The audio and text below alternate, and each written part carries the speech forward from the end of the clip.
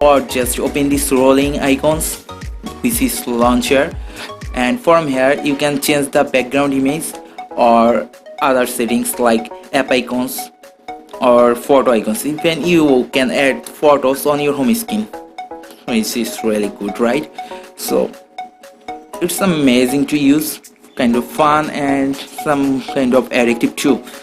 If you want to try this out, link is always given in the description, so check that here.